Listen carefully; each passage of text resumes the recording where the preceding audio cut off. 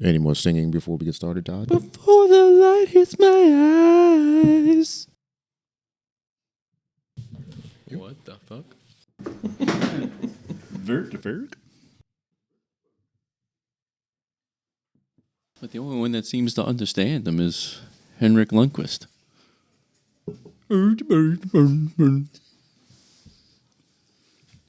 So today's specials are the pickled herring and the blood quart.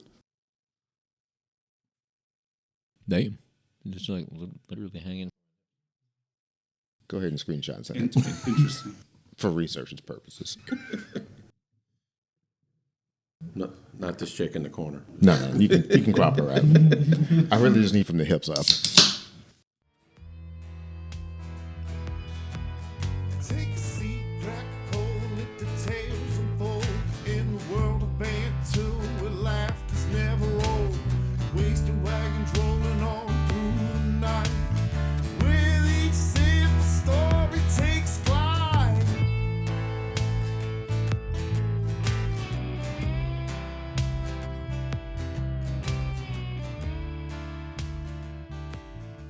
Welcome back, Wagoneers, to a Super Bowl spectacular episode. We're just going to discuss the Super Bowl, and we'll talk about some of the coaching changes. All of them have actually been finalized in the NFL. But I believe Russell said he wanted to start with something. I think before we talk about some football, let's talk about something real serious. We lost something yesterday. Today was the Today. final day. A Disney World ride that is kind of near and dear to my heart, and the Dino Land ride is no more as of today, and it's real upset. So we're going to take a moment of silence. Typical. I got a call. Does anybody have a special memory they would like to talk about in Dino Land, whether it be the dinosaur ride itself, whether it be the Triceratops spin? I mean, Camden and I have a really cool picture on the Triceratops spin that actually came across my Facebook feed, I think like yesterday, maybe 2 days ago. But the Primeval Whirl was a ride that I think a lot of people forget about, and I think that was a very, very underrated ride in Disney World. And they actually closed that one a few years ago. As a matter of fact, I think on our last episode, we talked a little bit about my trip to Universal Studios and going to see Epic Universe, and I made some comparisons to Primeval Whirl with the new Donkey Kong minecart ride. So I really enjoyed that ride as well. But if I had to say my most memorable moment in Dino Land was actually riding Dinosaur. Dinosaur is actually my wife's favorite ride, so she's going to probably be pretty upset, by the next time we go back and it's not there. But one of on our last trip, we were actually on the ride and it broke down while we were on it, and they actually turned all the lights on, so you got to kind of see, cool. what it looked like, when it's not dark and there's dinosaurs jumping out at you and all that kind of stuff. Yeah, we sat there for a little while, and then after a while, it doesn't look like it's going to be coming on anytime soon, so they flipped the lights on, and we got to kind of walk out the ride and see it. It was pretty cool. Now, that's the one that you're being, chased by, or you're looking for, I forget what the dinosaur is specifically, but then a T-Rex, or it's not a T-Rex, it's something else. Yeah, you're looking for the Iguanodon. Yeah, Iguanodon, there you go. And the Carnotaur. I have a somewhat funny story about that. It's one of the first times I ever rode it. I guess I'm not a huge dinosaur person, and I don't remember how old I was, but I was definitely wigged out by this ride, getting chased by this whatever the hell it is, the T-Rex dinosaur. And I remember kind of holding my hand in front of my eye a little bit, but I did it right when the camera went off when it takes a picture. Yep. So when we all got out of the ride and they're like, "Oh, what are you doing?" I was like, "Oh yeah, my eye was irritating me. I had something to scratch it, and I was just making up stories for being scared in this ride." It is very clever though, because the way they take the picture is right at the end of the ride they have the T-Rex type dinosaur kind of dive at you, the Carnotaur, as you go down. And, so it just kind of pops out of the darkness, and then you're, that snaps the picture of you when naturally it can scare the crap out of you, especially little kids. So, to me, very cool ride. They are replacing it with a ride that's very similar. If you've been to Disneyland, they have the Indiana Jones ride, which is essentially the same thing except Indiana Jones theme, so that's what's going to be going in there and taking its place. As for the rest of Dino Land itself, I don't know if they're going to do a Indiana Jones theme all around it or what the deal would be. But because it's a sizable area. Mm-hmm. Yep. But yeah, so for Disney lovers, it's definitely a sad day. We don't like this, the nostalgia of it of rides. We talk about the ones we grew up on getting replaced or getting rebranded, and a lot of times it's definitely sad to see old school favorites go. And I think Dinosaur is one of those.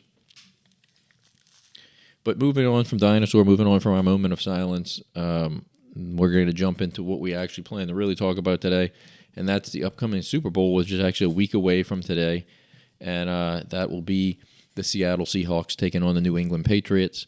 Does anybody want to start with their feelings on this game? I think Russell should go first.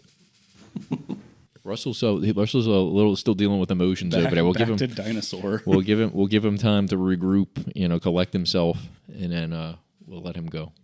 Mine's really quick. I think the Seahawks are going to stomp the Patriots, honestly. What's your rationale behind that? Because they barely beat the Broncos with a backup quarterback, and Seattle just seems unstoppable right now. They put up 31 points on the Rams. Rams had a good defense, good team. Really thought the Rams probably could have easily been in there, and then Josh Allen came out this week and said that if they would have beaten the Broncos, they would be in the Super Bowl. Like he was confident they would have stomped the Patriots. Yeah. So. Yeah, I still wish Buffalo would be in this picture, but anyway. I guess I'll go next on mine. I mean, I think it's going to be actually a much closer game than I think Sean feels it's going to be. But this this is the first year in a while where it's normally for a Super Bowl. There's either two teams I really hate, or there's one team I hate and there's one team that I really want to see win. In this situation, I really don't mind either team. Like I think that I have a slight preference towards Seattle just because of all the Super Bowls that New England has won with Tom Brady. But I like this Mike Vrabel, Drake Maye era a whole lot better than the Brady Belichick era. So I really wouldn't have a problem with them winning outside of the fact that I don't necessarily want to see the city of Boston win another title.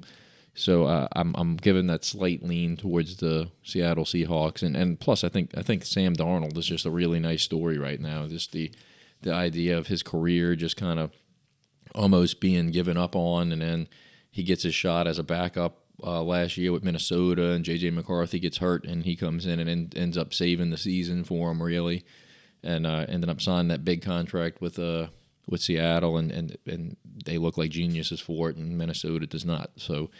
I think he's a really good story. So I think I'm leaning slightly that way, just to, so he finishes out that deal. Seattle ends up getting brought to the Super Bowl by Sam Darnold, and Minnesota winds up with a meme. I do think Seattle's going to win this. I don't know if they're necessarily going to steamroll them. I do think Seattle looks like a pretty complete team. Their defense is scary good. Sam Darnold kind of put it together when he needed to.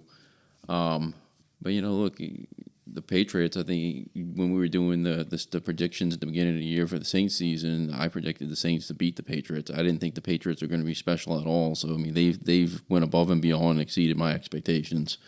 I think it'll be a relatively close game, but I think Seattle's going to come out on top. I think right now the point spread is 4.5. Seattle minus 4.5. The big concern, I think, for a lot of people, especially if you're like on the Patriots side, is the play of Drake Maye lately. He has not looked good in kind of all three of his playoff games, and you can kind of maybe forgive a little bit the weather situation in Denver last week in the second half. But I think of the four, like let's say units of the teams, Seattle's defense I think is the best unit overall that's available. So, and I think that's kind of what most people are feeling like. As long as Sam Darnold doesn't have a Jets flashback moment, Seeing ghosts. Yeah, he should. Seattle probably is a favorite to win this game. Kind of like Travis, I'm good with either team winning. I'm pulling for Seattle mostly because of Darnold and Smith and Jigba, because I got a fantasy championship out of him, so that was awesome. What school did He's God. What school did Smith and Jigba play for? I forget. That JSN fella, he's God. He's good. The Ohio State University. Yeah, I'm just shocked that Patrick is giving some kudos to an Ohio State player. I believe if you go look at the tape, I've given a lot of love to Ohio State players, namely our own Chris Olave. That's true. You have not been a Mike. I like how much shit he gets for having Cowboys tattoos, and it's like they circle the Texas star that he's got on his right bicep, and it's got Cowboys, but right next to it is the state of Texas silhouette. He grew up in fucking Dallas Fort Worth, and it's like, oh shit on this dude for repping his hometown. Right. Yeah, I mean, like, how can you be a Cowboy fan? Like, some people are. They're from Dallas. It was obviously the team he grew up, watching. Like Todd and I have Saints tattoos. I mean, it's something if you grow up supporting your team, and I mean, I'm sure he got it when he was much younger. He didn't get it right after he got drafted by Seattle. It just makes me hate social media more. It's like a simple Google can show you he grew up right outside of Dallas, you idiots. Yeah. There's too much logic to that. But I expect the game to be fairly close unless the Seahawks hit a bunch of like shock plays or like chunk plays to get like a big yardage or maybe have a return touchdown with Shaheed or something like that to happen. But I mean, New England's defense is also pretty good, so it'll be, I think, fairly well contested on that side. And the offenses will not really, maybe not struggle, but I don't think they're going to light it up for like 30, 40 points per team. Although they do have the ability to do it with the players on those rosters. I won't be shocked either way. I'm not like guaranteeing a blowout, but I won't be shocked if it's gets out of hand. I don't see it getting out of hand in the favor of the Patriots. So. Yeah.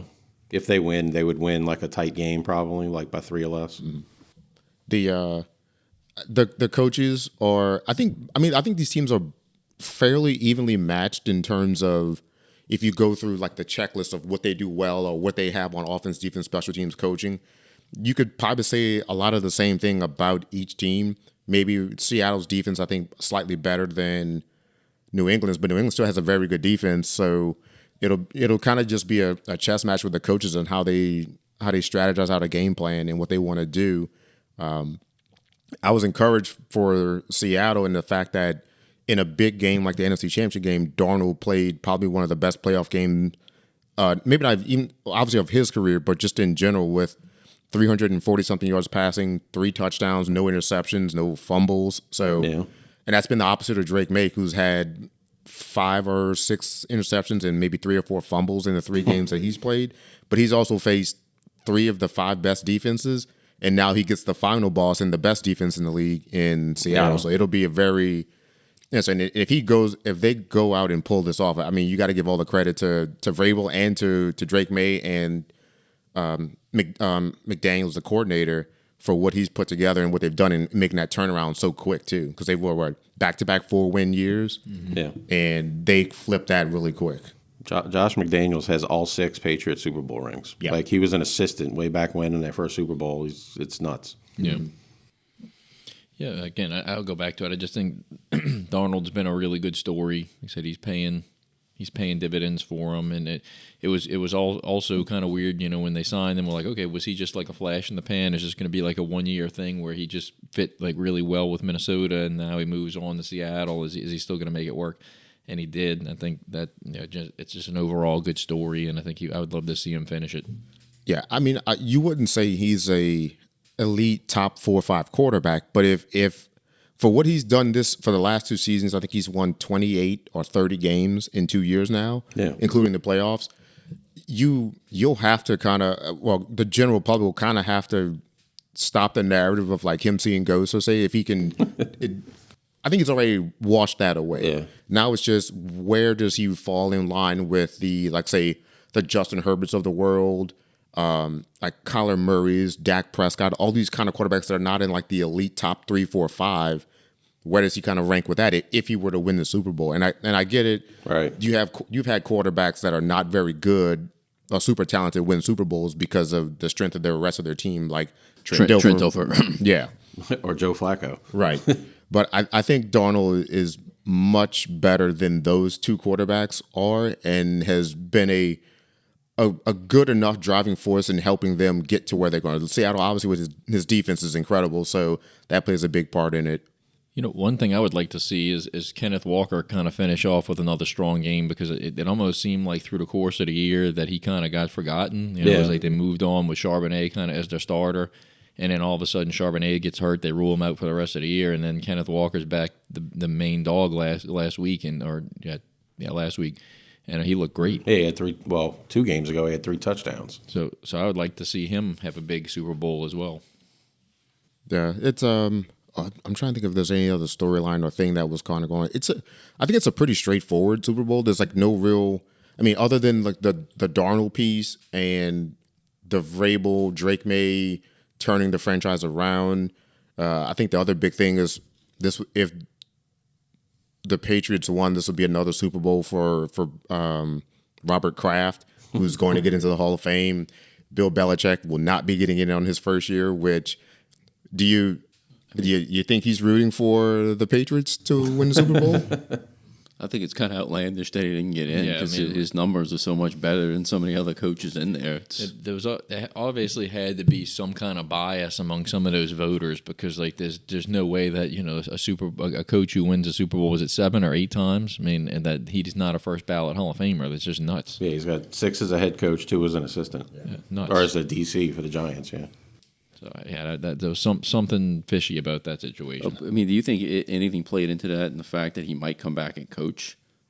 There was someone mentioned that could be a possibility. They didn't want an active coach to be a Hall of Famer, but I think maybe Mike Shula or Don Shula, I believe, was in the Hall of Fame and came back and coached. So there's a precedent for that.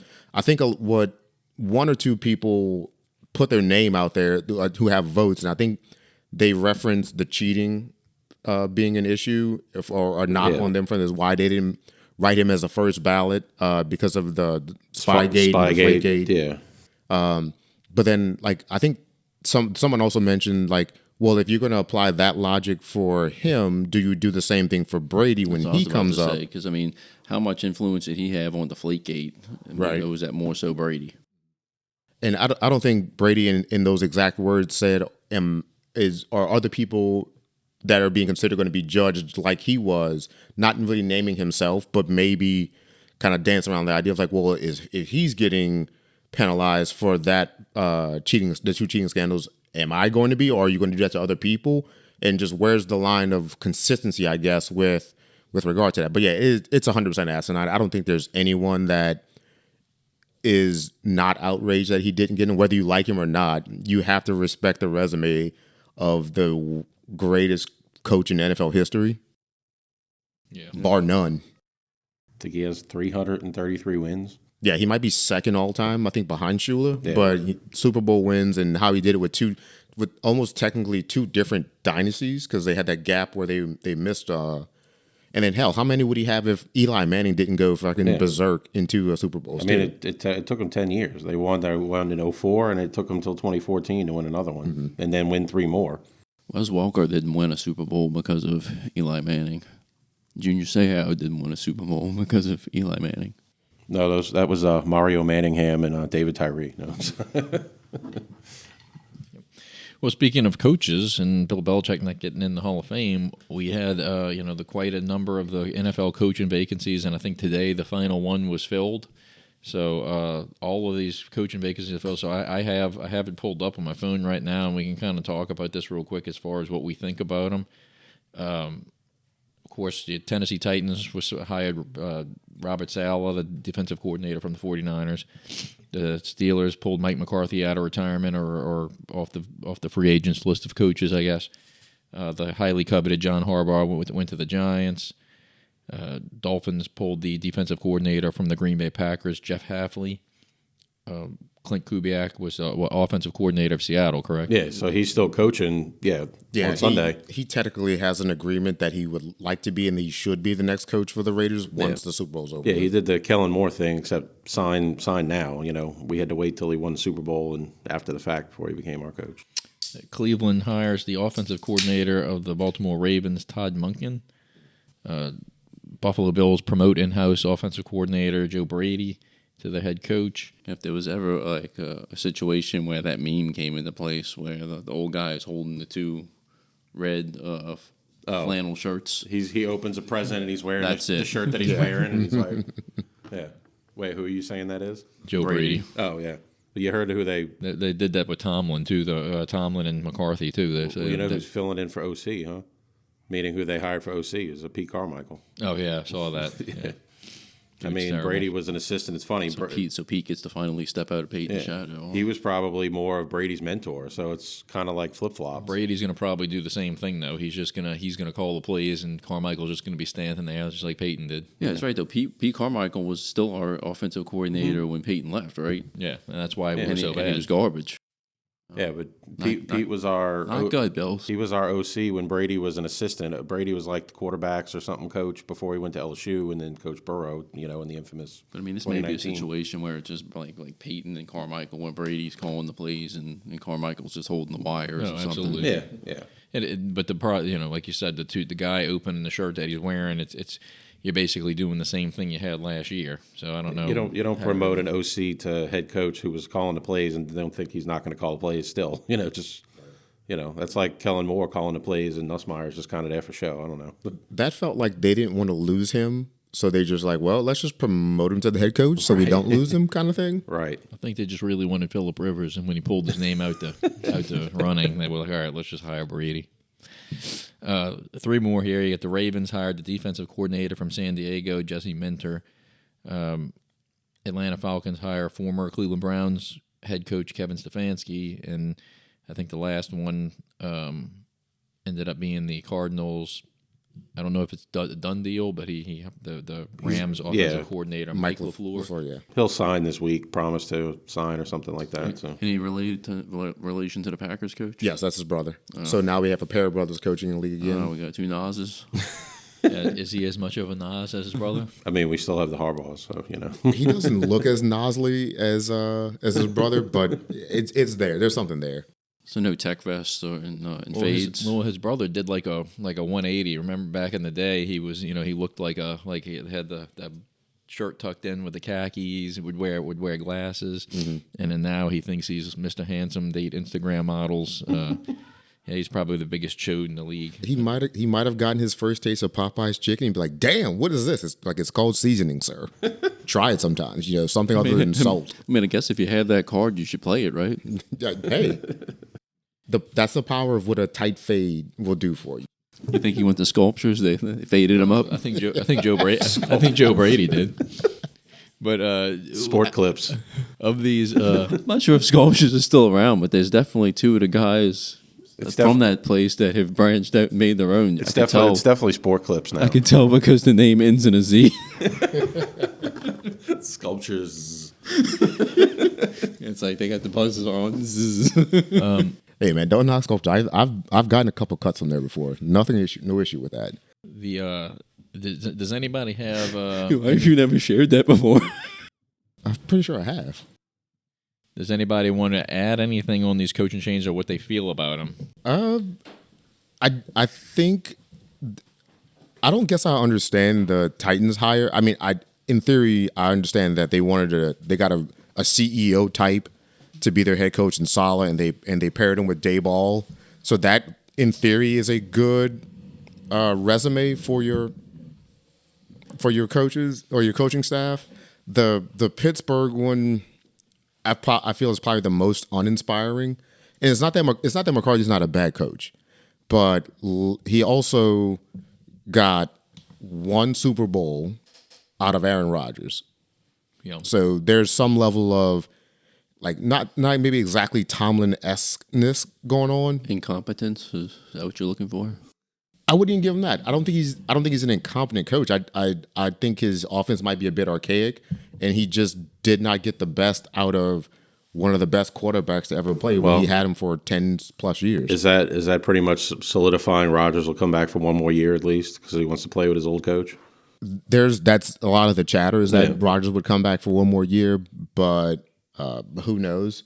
I mean, it's Aaron Rodgers, so you never really know what the hell's going on in his head. So, but like he kind of said that, I'll think about it even before McCarthy. He's in his cave smoking peyote or something right now while he's thinking about his decision.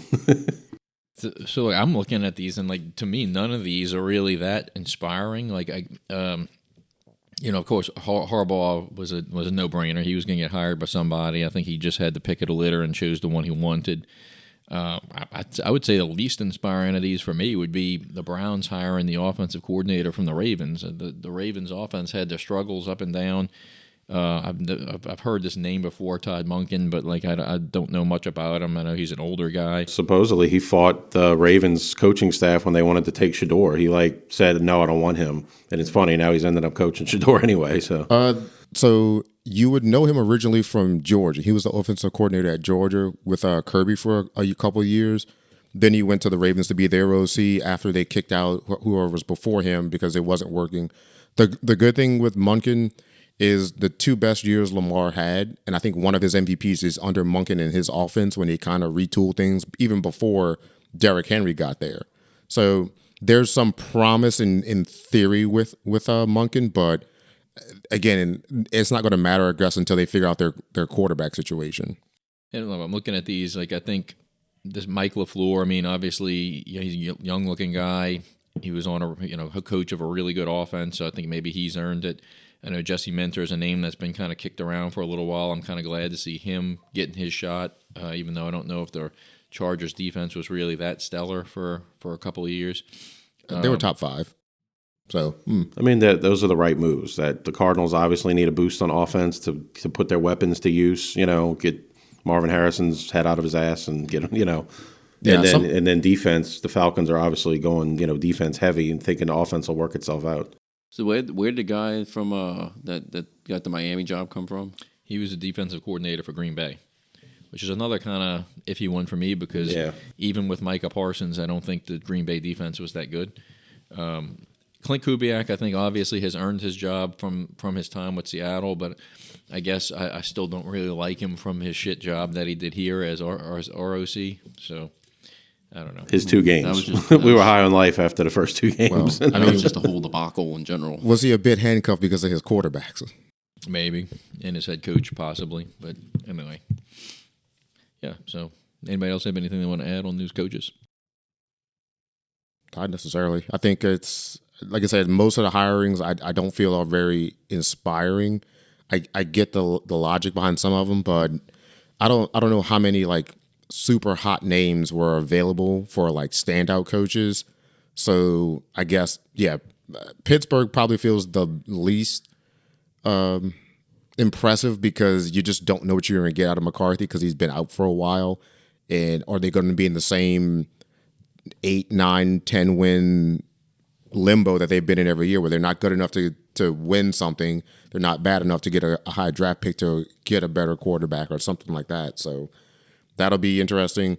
I have good luck to Buffalo. I don't know how that's going to play out. I have no clue what Brady is the head coach and whoever they've got to be, whoever his OC is now. Oh, Carmichael. Carmichael, yeah. Yeah. Well, sorry about that. I mean, none of them appear to be like super sexy hires, in my opinion. But I mean, I guess you never know. I mean, one of them might just like break out, just like Mike McDonald did for Seattle. And so, based on that, I think Minter might have the best chance of that being a thing if he can kind of fix some of their defense and get an OC that he might have an OC already. I don't know, but if they can kind of turn Lamar back into, be healthy, but play like he did in his MVP years while he's still in his prime, I think that's probably the best job that has a chance to flip to being a productive season. Obviously, Harbaugh, with the health of Dart and Scatterboo, I think they're going to be right in Neighbors coming back. So that seems like a no-brainer in theory. They'll be better. I don't know if they're going to be immediately playoff caliber, but sure. I mean I think they'll be contending. They'll win more than like 3 games or whatever they won. But it's going to come down to, can they keep Jackson Dart out of the blue tent? True.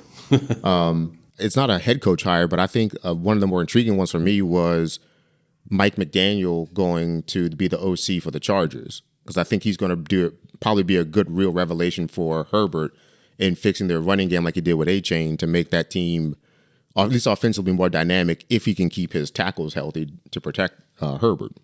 I was hoping the Lions would hire him. I would have loved to see the Dan Campbell combination. But anyway. Don't worry, the Chargers have Trevor Penning, so they're all set. All pro next year. Probably. Wouldn't surprise me. Yeah, he'll be a Pro Bowler. So it's the way of the Saints. All right, so to close out, do we want to just kind of go around the room and do one last Super Bowl thing to just wrap up the episode since this was a let's pick out a score prediction or something? Let's pick out an estimated score. How about that? Okay. Russell? Jesus. Russell will probably be the closest. Just letting you know. I mean, he had the closest. Do you Sean remember both the had two the time. teams that are playing the Super Bowl? Seattle and the Pats. Do you know what conference Seattle plays in? No, I do not. Do you know what Pats are short for? No. The Patricias? Yeah. Can you tell me the colors of the Seattle Seahawks? Oh, they're that sweet. It's kind of like a blue-green color combo. How sweet would I it actually be like their colors a if lot. both teams wore their throwback jerseys in the Super Bowl? That would be fantastic. Two of the saw best somebody throwback posted that on jerseys in Instagram to say NFL history. That would be something awesome. like, what if, but there's some league thing where they won't let them do that. Yeah, I think the Patriots are wearing all white with the blue and red trim, like they've worn for a while, like the icy white looking kind Yeah, of thing. it can be like an alternate, but it can't be a throwback. It's got to be Yeah. like a legit, like it's the playoffs too. They don't wear throwbacks throughout the playoffs. So And I think Seattle's doing the blue on blue. I don't Since know. I think that's what they're doing. So It'd be great if they had the highlighters on though. NFL should have made that happen. Just saying. But those ones, the ones they wore, in the last game or two, and they had the green like flecks and stuff with that kind of greenish on their helmet. Those were pretty cool. all right, Russell. So give us a prediction and a score. 21-14 Seattle. Generic. What would you expect? Fuck them kickers. No. Mine was actually very close to that. I was going to say 24-13 Seattle. I'm gonna go 23-20 Seattle. Ooh. Seattle 34-17. Mike? Bears 72 to tree. By the way, Mike joined us very late in this episode, but he is here with us. He's As if stuck you on couldn't- in here. If in case you didn't hear it. I would go Seattle 27-13. So he thinks it's gonna be pretty big, pretty lopsided too. I'll do 31-27 Seattle. Couple field goals, but I think Seattle's with that offense and the way they're kind of scoring, they're going to put up points again. So I'll take Seattle, but they might not cover the 4.5, but I think they'll win the game. Patriots listening to this podcast. Fuck y'all. Patriots are not fans of the wasted I'm wagons. thinking too in my 34 that's not all offense. That could be some defense or a return touchdown. you know? Exactly. That's why I went a little bit higher, but not 'Cause like 40. That's what they did to the Broncos that year. That 43, they had like a kick return, a pick six. It was other factors in there. Yeah, I just hope it's an entertaining game. I hope that the two teams live up and play up to the standard and caliber that they've done all season, so that we get a good game regardless of who wins. Because I think we're all pretty neutral on who wins. If it's not like it's not going to offend any of us to who wins. Prediction of MVP. I think they're going to make it Sam. If Seattle wins, and unless it's something spectacular with the defense, I think it's going to be Sam Darnold because just to put the cherry on top of the reclamation of his image and his. And isn't he now the only quarterback with the 14 wins with two teams back-to-back seasons? Isn't that the record or something? Or I believe so. Or is it the second one? Did Brady do it with like the Pats and Bucks? I can't remember. Was Brady was he that good his first year with the Bucks? I think they were only maybe like an 8 or 9, 10 win, 8 or 9 win team. I think his first year. I think you're correct, yeah. But wait, his first year they won the Super Bowl, didn't they? No, the second It was year. the second year. I think it was the second. Was it? Okay, yeah. Let us not forget Deion Branch won one of those MVPs. Yeah, because That's why I'm going to go against the grain here, and I'm going to say JSN is going to win MVP because I think he's going to put up ridiculous numbers. And even though Darnold's will be good, like for a receiver, I think JSN's numbers are going to be really good. I think that's a very good pick, and he's probably has in the top 3 odds to be MVP. I think a lot of it's going to be if Darnold has good enough numbers. The fact that he threw him the ball, unless JSN rips off let's say 80-something yards after the catch, and he has 7 catches for 135 and 60 or 70 of that, or after the catch and with 2 touchdowns, he'll probably win it.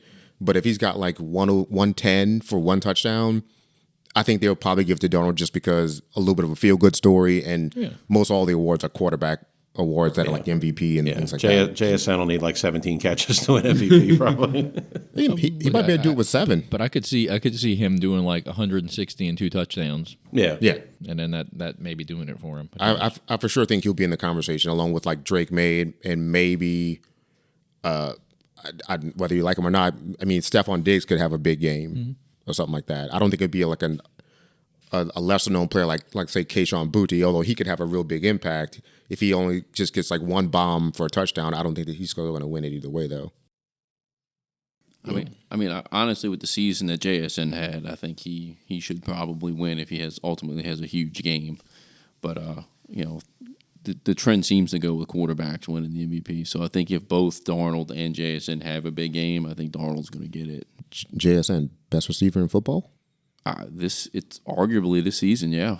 Between him and Puka. Yeah. I mean, or have Chase and Jefferson, are they going to have to pass the torch to those two now? Maybe not Chase. Jefferson better get a better quarterback. Right, Jefferson, yeah. But if Chase, Chase's quarterback better stay healthy. Yeah. Burrow, if Burrow needs to stays stay healthy, Chase will be all right. I mean, I thought that was a joke with having him first overall on all the lists this year. It's like, fuck, a receiver first overall? Come on. I would like to I just like the question to be out there for the next year or so. Who is the best receiver? Because we got a lot more competition now. Yeah. But does Puka become the next Cooper Kupp where he develops all these injury problems? I was going to say that. Like, hopefully JSN doesn't have a fall off like Cooper Kupp did. I don't think so. I think his genes prevent him from doing that. Puka? Yeah. Isn't he Samoan? He's Hawaiian. Or Yeah. Hawaiian? Yeah. And then there's Those guys are built like tanks. Puka's already had his fair share of injuries, though. He's been, had some nagging ones here and there. And then you also have Ibuka in Tampa Bay. He fell off at the end of the year, but he had a red hot start. He was as good as JSN was at the first probably 6-7 games, but then the injury happened. But then JSN just consistently, And then the Bucks just kind of fell off the map. Well, as a team. Yeah, the Bucks as a whole. 6-1, and then they finished with that shit of a record. Yeah, I just remember that game where Baker was getting talked about like MVP and then never. Yeah, Yeah. Sean even wrote it. I think we were doing Yeah, it was on my list that He wrote it and pushed it over here. I mean, it's a Baker MVP. and that's how you get your coach fired. Well, and on the Seattle Seahawks winning the next Super Bowl bombshell. Wagons out. Wagons out? Go Hawks.